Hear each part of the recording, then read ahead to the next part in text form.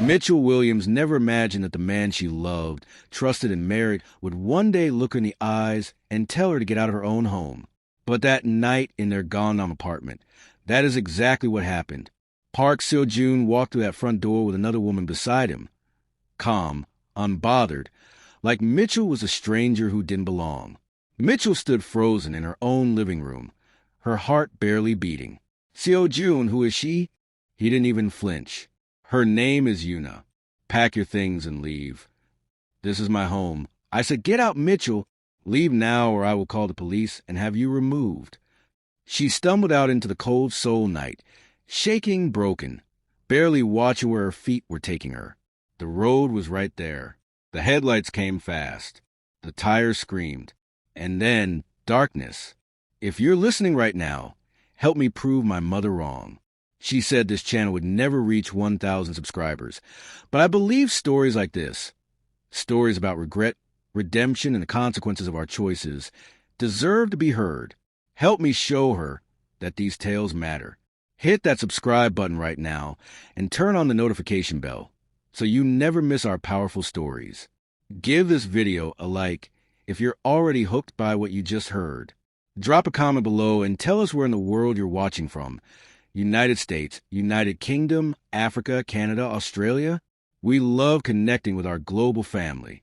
And please share this video with friends and family who believe in second chances and facing the truth.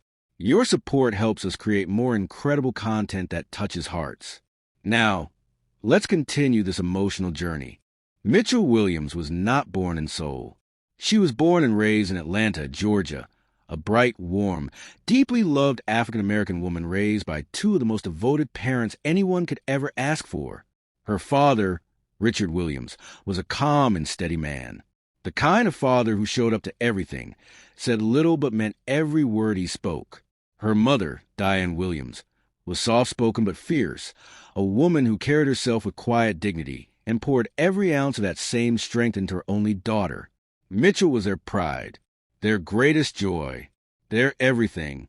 When Richard's career transferred the entire Williams family from Atlanta to Seoul, South Korea, Mitchell embraced a change with open arms. Seoul was new. Seoul was different. But Mitchell Williams was the kind of woman who walked into unfamiliar rooms and made them feel like home. She always had been, and Seoul was about to find that out. Seoul moved at a pace Mitchell respected immediately. She enrolled in one of Seoul's most prestigious universities to pursue her master's degree in international law. Driven, focused, and deeply serious about building something meaningful with her life. The postgraduate program was intense and demanding, and Mitchell loved every second of it. It was during her first semester that Park Seojun first entered her world. He was Korean, light, warm skin, short, neatly kept black hair, sharp, dark eyes, and a quiet, commanding confidence that filled every room he walked into. He was pursuing his master's in business administration. Mature, calculated, deliberate in everything he did.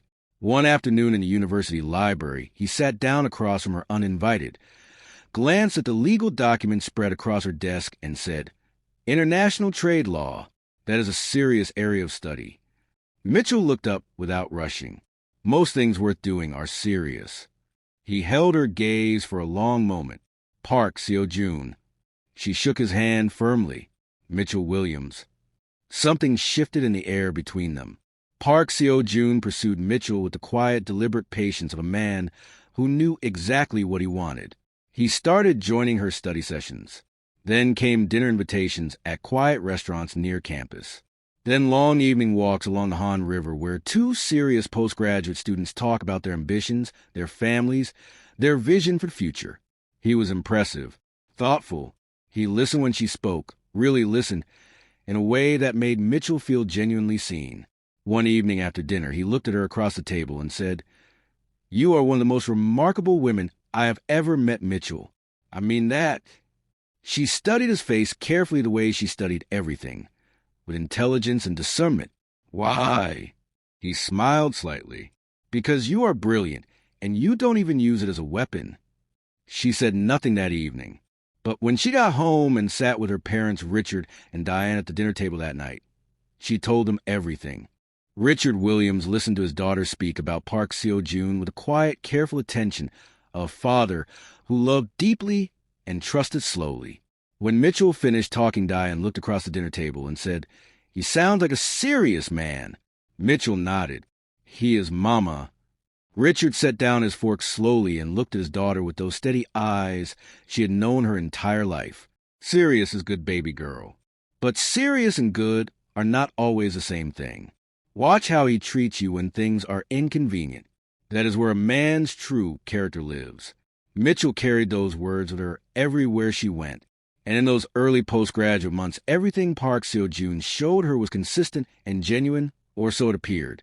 What none of them knew, what Mitchell had absolutely no way of seeing, was that behind that composed and impressive exterior, Park Seo-jun had never been a faithful man, not to anyone. The performance he gave Mitchell was flawless, deliberate, and completely calculated from the very beginning. Their connection kept growing deeper and more undeniable with every passing week. Study sessions that ran past midnight. Long dinners where conversation flowed so naturally that hours disappeared without either of them noticing. Park Seo-jun was consistent and present, and genuinely engaging in a way that made Mitchell feel completely at ease. One Friday evening, they were sitting at a quiet restaurant near the Han River, when Seo-jun set down his glass and looked at her with an expression she had not seen from him before. Serious, unguarded, vulnerable in a way that surprised her coming from a man so composed.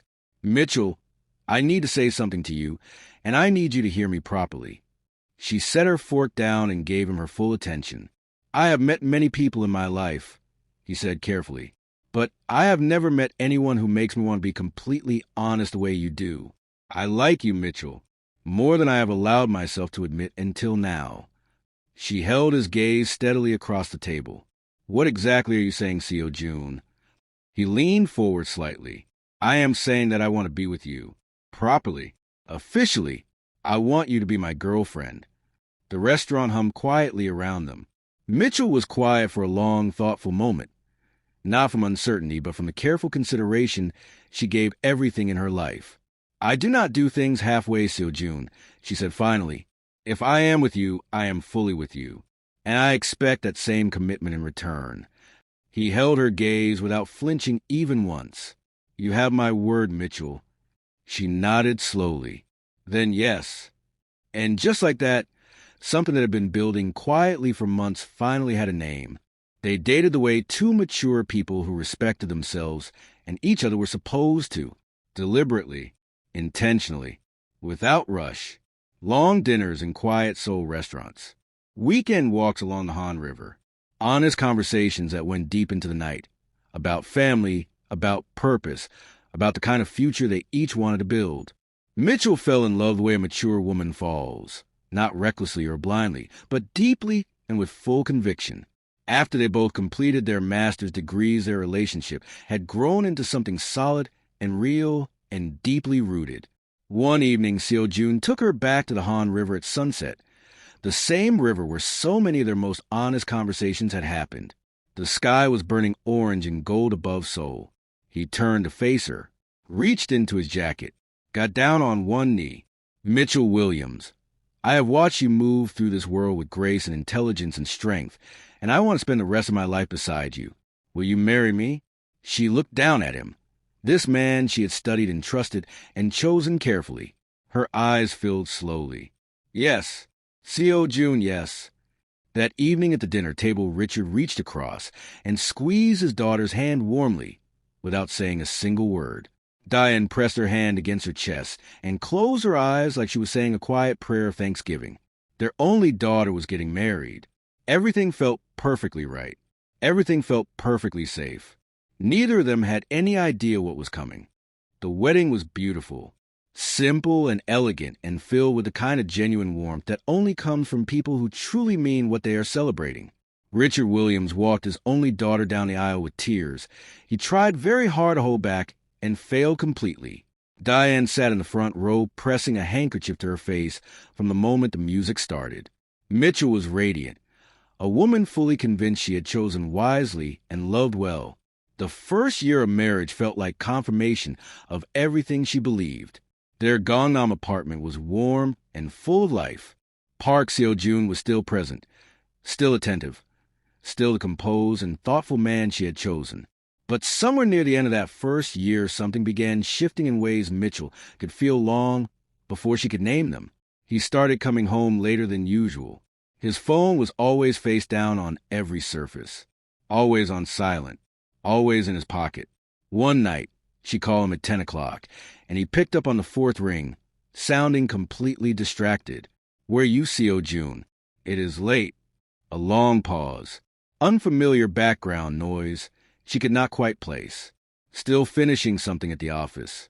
Do not wait up." She looked at the empty side of their bed. "All right," she said quietly. She put the phone down, turned off his bedside lamp, and lay in the dark staring at the ceiling for a very long time. Something was wrong. She could feel it in her bones. By the second year, the man Mitchell had married with full conviction had become someone she no longer recognized. Park Seo-jun stopped coming home at reasonable hours. He stopped sitting at the dinner table. He stopped asking about her work, her cases, her thoughts. Everything he had once made her feel mattered so deeply. The warmth was completely gone, replaced by something cold and deliberate and increasingly cruel. He came home smelling a perfume that was not hers and said absolutely nothing. He took phone calls with the bedroom door locked behind him. He disappeared for entire weekends with explanations that never fully added up no matter how Mitchell tried to make sense of them. One evening she sat across from him in the living room and said calmly, "Seojun, something is very wrong between us and I think you already know it. Talk to me." He kept his eyes on his phone. "You are overthinking." "I am not overthinking. I am paying attention. There's a difference." He looked up then, not with the warmth she once knew, not even with basic patience or decency. "Mitchell, I come home tired every night. I do not have energy for these conversations." He stood up, walked to the bedroom. The door closed behind him. Mitchell sat alone in the silence of their beautiful Gangnam apartment, a master's degree on the wall, a career she had built with her own hands, a woman who deserved every good thing, and felt herself slowly and painfully disappearing inside a marriage that had become her prison. It got worse, quickly and without any apology whatsoever. Park Seo-jun stopped making any effort to hide what was happening right under Mitchell's roof. He came home with the scent of another woman's perfume on his clothes and looked right through her like she was invisible. He spent entire weekends completely unreachable. He spoke to Mitchell with a sharpness and dismissiveness that cut deeper every single time. One Sunday afternoon, Mitchell stood directly in front of him, composed, dignified, completely unwilling to keep pretending, and said, "I need you to look me in the eye right now and tell me honestly that you're being faithful to me." He stared at her for a long, uncomfortable moment. Then he laughed. Low, dismissive, contemptuous. "You know what your problem is, Mitchell? You have always been too suspicious, too American." She felt every word land hard, but held herself completely steady. "That is not an answer, Seojun, and you know it." He stood up and grabbed his jacket from the chair without even looking at her. "I am going out." Seojun, the door closed. No slam, just a quiet, devastating click. Mitchell stood alone in the middle of their Gangnam apartment, accomplished, educated, dignified, deeply loving, and felt the last piece of something inside her begin to quietly break. She had given this man everything she had, and he was treating it like it meant absolutely nothing. The night everything finally broke open began with no warning at all. Mitchell was at her desk reviewing legal documents when she heard the front door open. She heard his voice. Then she heard another voice, female Korean, completely unhurried. Mitchell set her papers down slowly, walked into the living room, and stopped. Standing beside Park Seo-jun was a woman she had never seen before in her life. Korean, pale porcelain smooth skin, sharp calculating dark brown eyes, long straight jet black hair falling past her shoulders, slim and strikingly beautiful in the coldest way possible. She stood in the middle of Mitchell's home without a single trace of discomfort or shame, like she had been there before, like she planned to be there again. Mitchell looked at her husband with the full, composed steadiness of a woman, holding herself together by sheer force of will. "Seojun, Her voice was quiet, controlled. Who is this woman, and why is she standing in our home?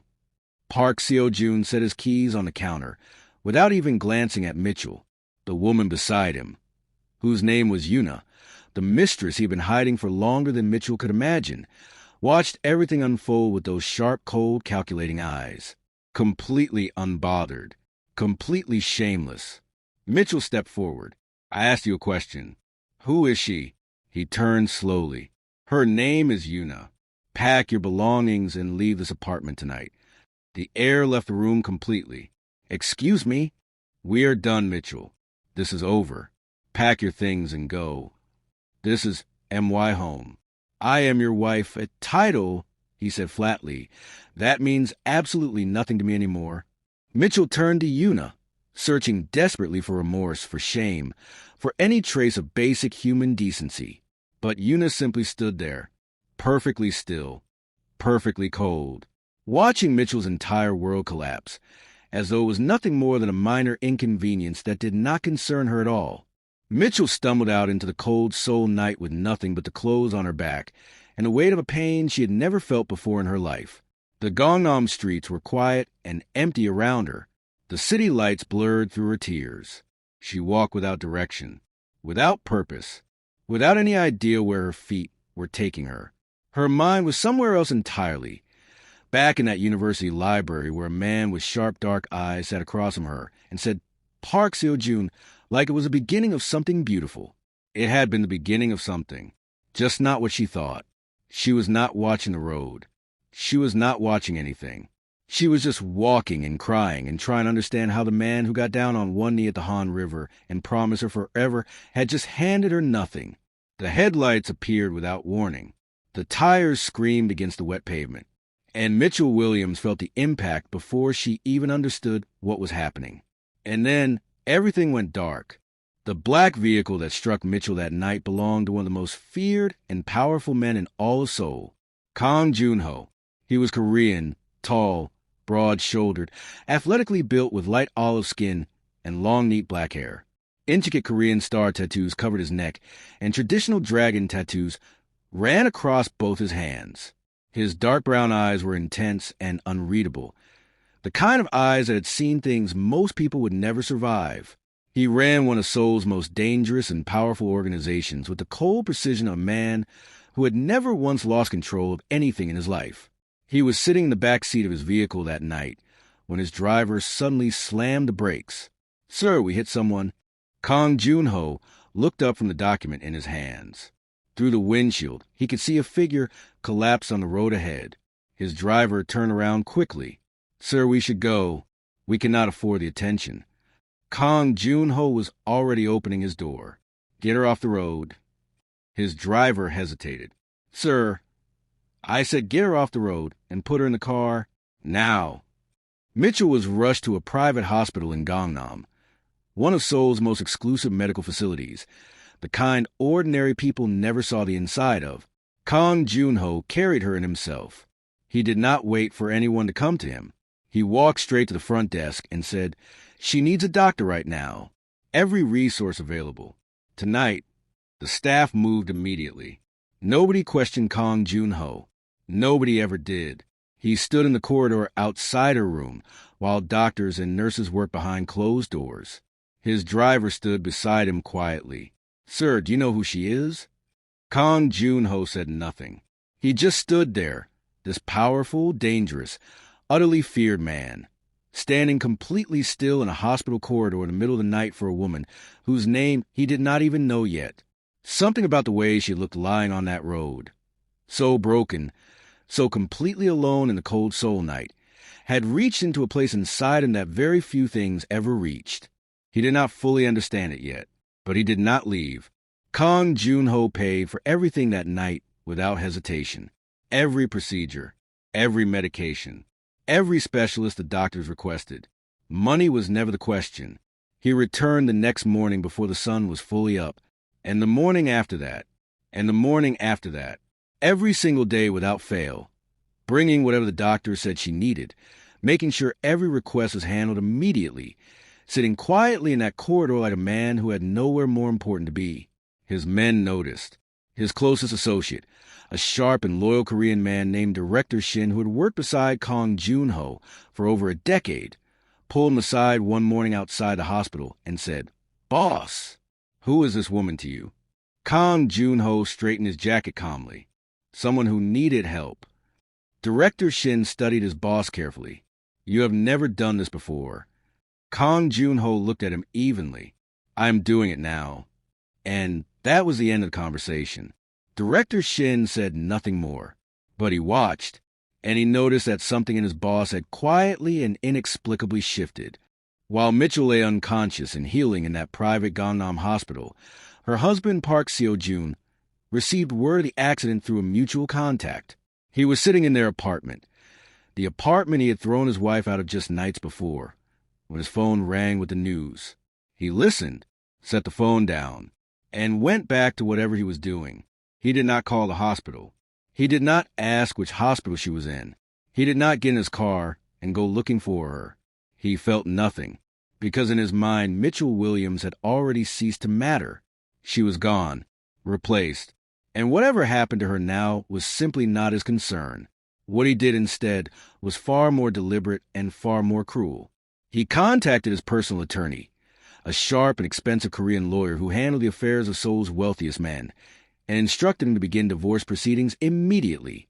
"I want it done quickly," Park Seo-jun said flatly. "And cleanly." The attorney asked no questions. He simply got to work. Park Seo-jun did not stop at filing for divorce. He went further. He contacted Mitchell's parents, Richard and Diane Williams, and sat across from them in their Itaewon home with the composed and convincing face of a man completely in control of his own narrative.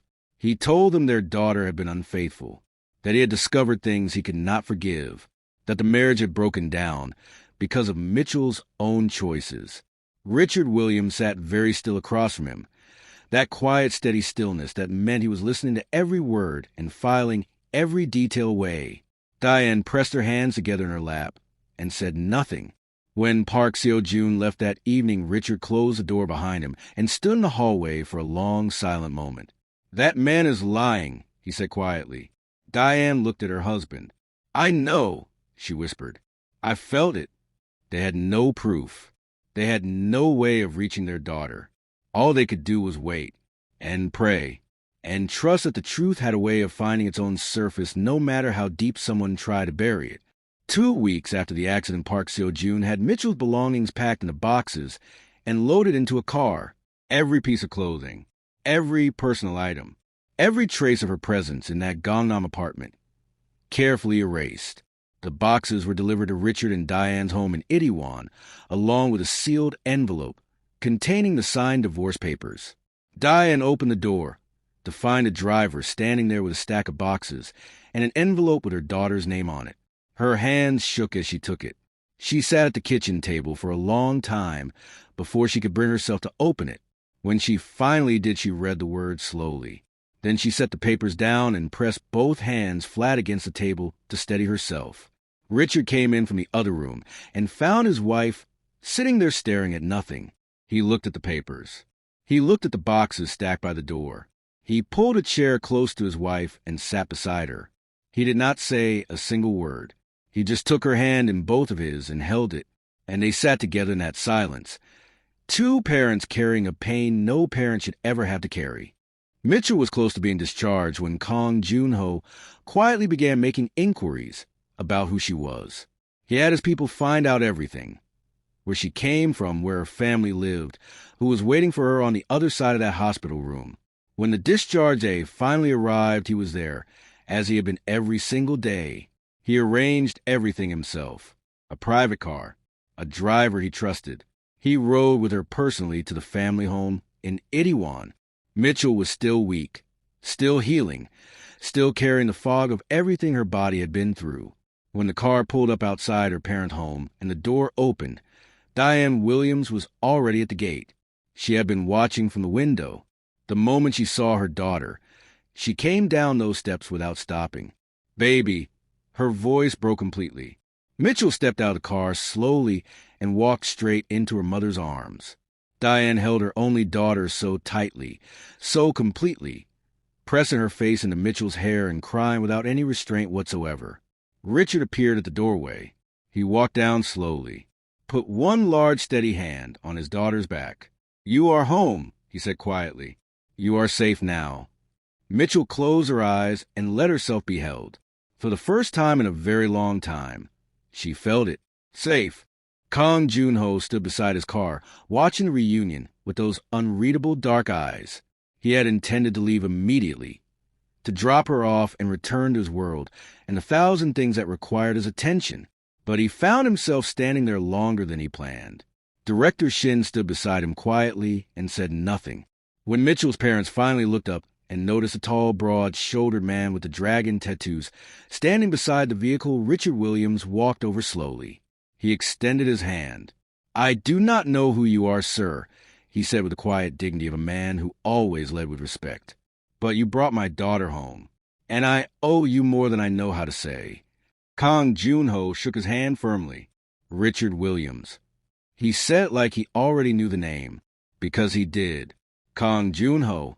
Richard studied him for a moment, taking in the tattoos, the expensive suit, the quiet authority that surrounded this man like a second skin. He did not ask questions.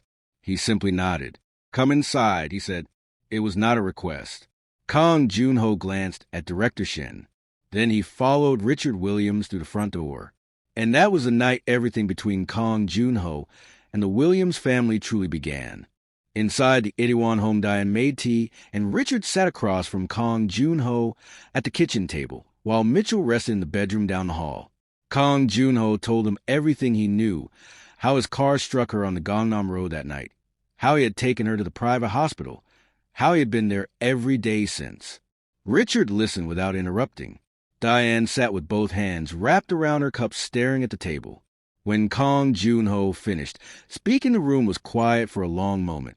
Then Richard said, "There's something you need to know about what happened to my daughter before that night." He told him everything. About Park Seojun, about the divorce papers, about the boxes delivered to their door, about the lies told to their faces. Kang Junho sat very still through all of it, the way dangerous men sit still when they're deciding something. When Richard finished, Kang Junho set his cup down carefully. "Does she know?" Richard shook his head slowly. "Not yet." Kang Junho nodded once. "She needs to hear it from people who love her, not in a hospital room." Richard looked at this man, this powerful, tattooed, quietly formidable stranger, and felt something he had not expected to feel. Trust. The next morning, Richard and Diane sat Mitchell down in the living room. She was rested but fragile. The kind of fragile that lives just beneath the surface of a woman who is holding herself together through sheer will. Diane sat beside her and took both her hands. Richard sat across from them. "Baby," Diane began slowly, "there are some things you need to know. Things that happened while you were in the hospital." Mitchell looked at her mother's face and already felt the weight of what was coming. "Tell me," she said quietly. Richard leaned forward and told her everything. The divorce filing, the attorney, the lies Park Seojun had told them to their faces, the boxes, the envelope, the signed papers sitting in a drawer with her name on them. Mitchell listened without saying a single word. Her face stayed completely still. Her hand stayed completely still inside her mother's. But her eyes, those bright, intelligent, almond-shaped dark brown eyes that had always radiated warmth and confidence, slowly filled until the tears came quietly down her face one after another without stopping. Diane tightened her grip on her daughter's hands. "You did nothing wrong, baby. Nothing." Mitchell nodded slowly.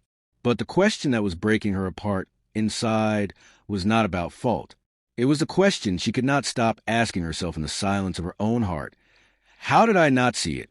Kang Junho did not disappear after that night. He came back. The next day and the day after that.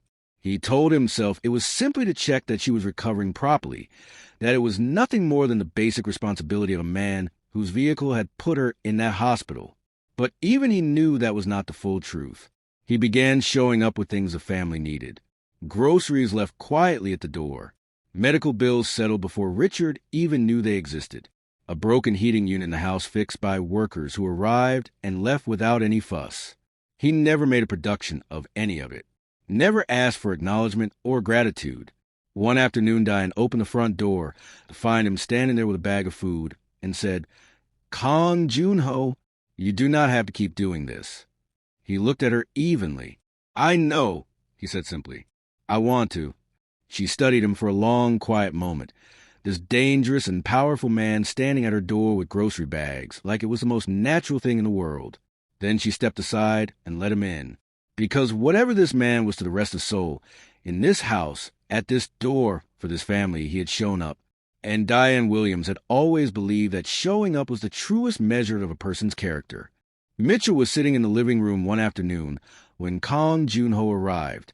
It was the first time they had truly been in the same space, while she was fully conscious and present. She looked up at him from the couch, this tall, broad-shouldered Korean man with the neck tattoos and the dragon hands and the quiet intensity that filled every room he entered, and said, "You are the man whose car hit me." It was not an accusation, just a fact stated plainly the way Mitchell Williams stated everything. He sat down in the chair across from her. "Yes." She studied him carefully. "And you paid for everything at the hospital." "Yes." "And you have been coming here every day since." "Yes." She was quiet for a moment. "Why?" He held her gaze steadily. "Because it was the right thing to do." She tilted her head slightly. That sharp, intelligent look that meant she was processing something beyond the surface of what was being said. "People like you do not usually stop," she said quietly. He did not look away. "I am not most people." The room was still between them. Not uncomfortable. Not tense. Just honest. Two people sitting across from each other in the full truth of who they were. Mitchell nodded slowly. "No," she said finally. "I suppose you are not." And something small but significant shifted between them in that moment. Something neither of them had words for yet. A few days later, Kang Junho came to the Itaewon home with something on his mind. He had been thinking about what Richard told him, about Park Seojun, about how Mitchell had never been given the chance to face the man who destroyed her life and hear the truth spoken out loud in front of witnesses. He sat across from Mitchell in the living room and said carefully, "I want to take you somewhere. You do not have to do anything. You do not have to say anything. But I think you need to see something for yourself." Mitchell studied him. "Where?" "To the apartment." The room went quiet. Diane looked up from the kitchen doorway. Mitchell was still for a long moment. Then she stood up slowly. "All right." The drive to Gangnam was silent. Mitchell sat in the back of Kang Junho's vehicle, looking out at the Seoul streets she had once walked every day as a wife, as a woman who believed she was loved. The car stopped outside the building she once called home. She looked up at it for a long moment before opening the door. Kang Junho walked beside her, without touching her, just present, just steady, just there. They knocked. The door opened, and it was not Park Seojun standing there. It was Yuna. She appeared in the doorway with that pale porcelain face and those sharp, calculating dark brown eyes, looking completely unsurprised, like she had been expecting this visit, like she had already decided exactly how it would go. Mitchell held herself completely still. A moment later, Park Seojun appeared behind Yuna. He looked at Mitchell standing at his door, and his expression did not carry guilt or shame or even the basic discomfort of a man confronted with the consequences of his own choices. It carried irritation. "What are you doing here, Mitchell?" His voice was flat, dismissive. "You received everything. The papers were sent. Your belongings were sent. What exactly is there left to discuss?" Mitchell opened her mouth to speak, but he cut her off immediately. "I'm going to say this once. We are done. This chapter is closed. If you come here again, I will call the police and have you removed from this property." He said it loudly, deliberately. The neighbors could hear. People in the corridor turned to look. Yuna stood beside him, saying nothing, just watching Mitchell with those cold, empty eyes, completely unmoved. Mitchell felt the humiliation land on her like something physical, but she did not cry. Not there, not in front of him, not in front of her. Mitchell turned and walked away from that door with her head up and her back straight, and every ounce of dignity she had left wrapped around her like armor. She did not look back once. Kang Junho walked beside her in silence all the way back to the car. He opened the door. She got in. He sat beside her. The driver pulled away from the building slowly. And that was when Mitchell Williams, composed, dignified, unbreakable Mitchell Williams, finally broke. The tears came without warning and without restraint. Not soft, quiet tears. Deep, painful ones. The kind that come from somewhere so far inside a person that when they finally arrive, there is no stopping them. She pressed her hand over her mouth and turned toward the window so he could not see her face. But her shoulders gave her away completely. Kang Junho did not say a single word. He did not offer empty comfort or hollow reassurances.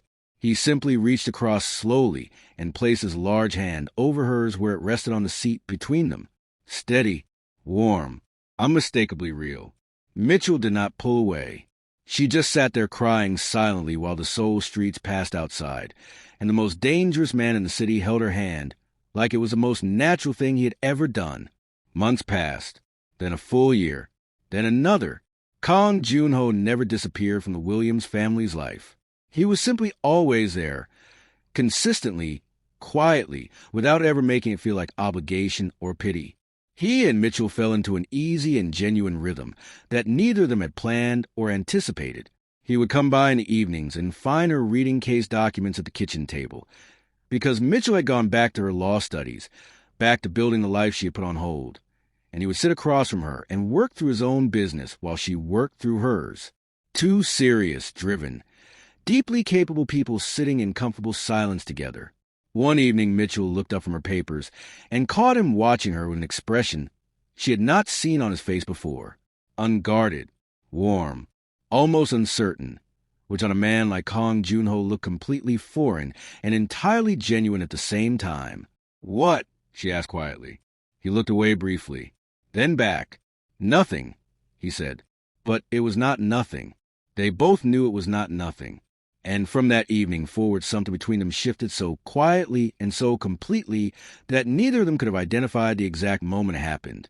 Only that it had, and that there was absolutely no going back. It was on a quiet Tuesday evening.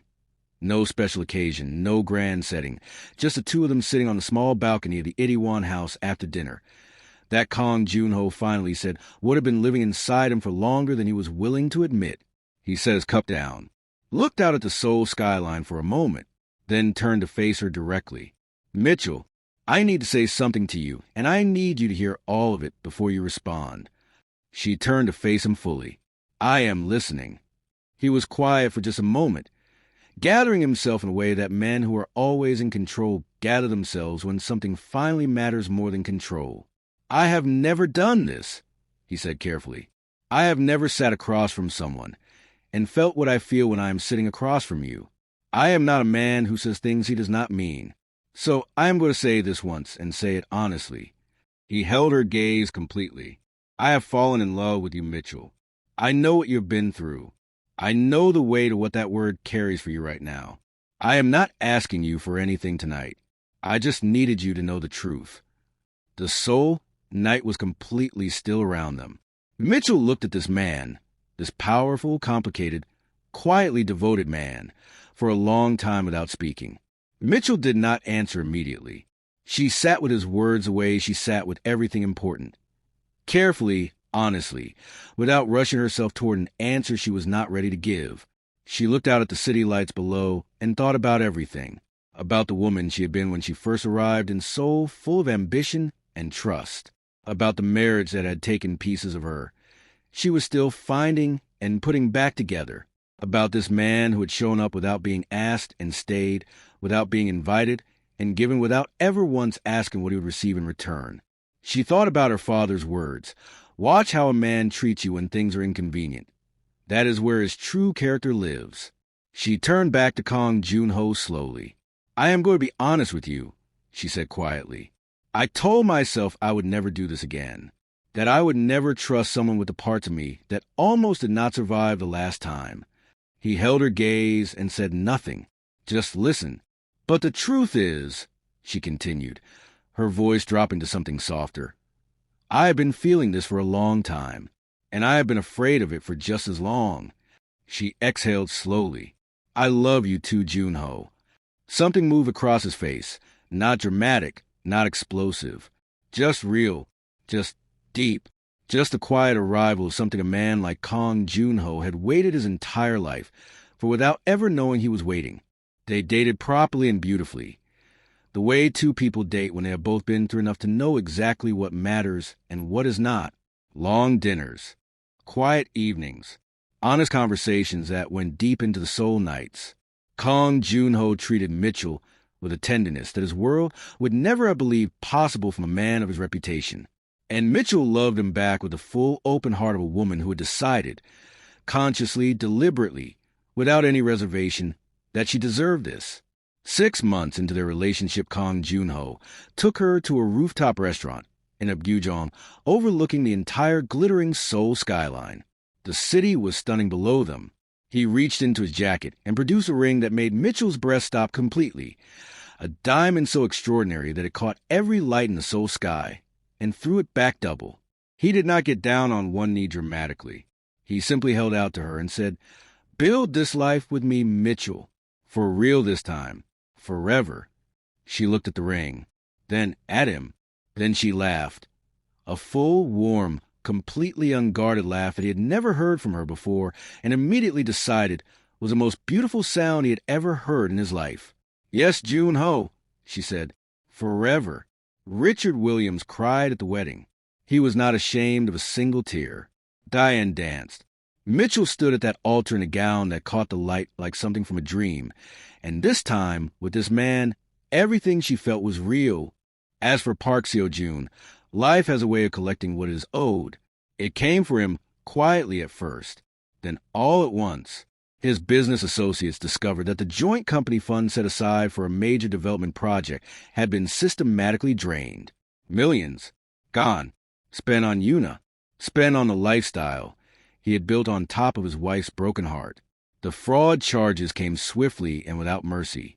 His attorney, the same expensive attorney he had used to file Mitchell's divorce papers, could not save him this time. When Park Seo-jun called Yuna the night he was arrested, she did not pick up. He called again. Nothing. He sent messages. Silence. The woman he had chosen over his wife, the woman he had humiliated Mitchell in front of on that Gangnam doorstep, had already moved on to the next comfortable situation. She had never loved him. She had simply used him for exactly as long as he was useful. His apartment was seized, his assets frozen, and Park Seo-jun, the man who had once looked Mitchell Williams in the face and told her she was nothing, found himself sitting alone in a cold Seoul cell with nothing but time and the unbearable weight of every choice he had ever made. Meanwhile, across Seoul in a warm and beautiful home in Apgujeong, Mitchell Williams, now Mitchell Kang, was living the most extraordinary chapter of her life. Loved completely, protected fiercely, surrounded by everything she had always deserved.